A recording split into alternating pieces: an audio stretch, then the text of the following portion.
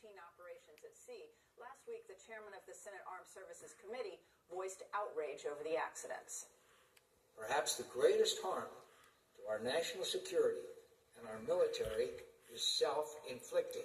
I repeat, self-inflicted. We are killing more of our own people in training than our enemies are in combat.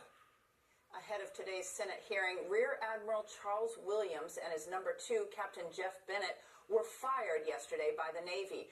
Williams was the commander of the Navy's largest operational battle force. Captain Bennett was in charge of the destroyer squadron.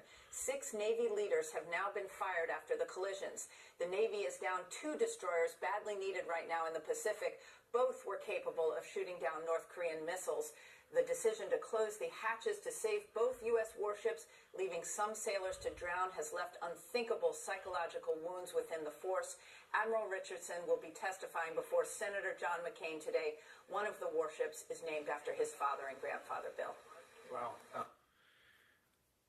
So what they're doing is they got this Senate hearing going on for the Navy crashes, and it's going on during the Trump speech at the UN.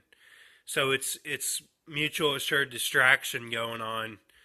As usual, they're throwing stuff at us, and you can't keep up with one because you're focused on another thing. So I think this Navy crash, I think both the crashes were a cause of a USO sighting. I think a USO, unidentified submerged object, threw off all their radar systems and caused them to crash. And the sailors who got killed are the ones who knew about it. I also think that John McCain, they throw him up there because he just got messed with his eye.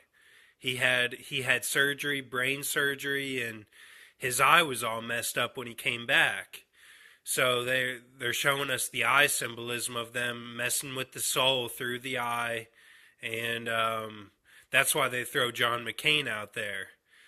So we saw that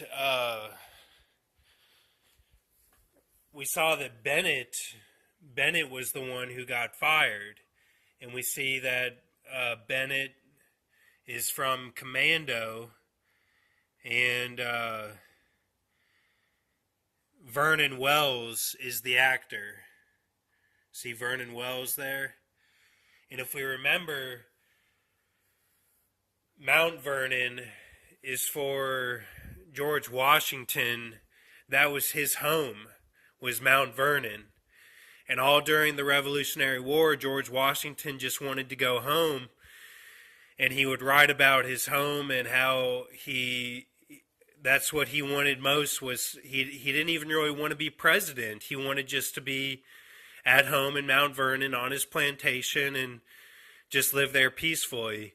Just kind of like Russell Crowe in Gladiator, how he always wanted to go home too. So we're seeing that symbolism of us getting ready to go home through the people who are getting fired.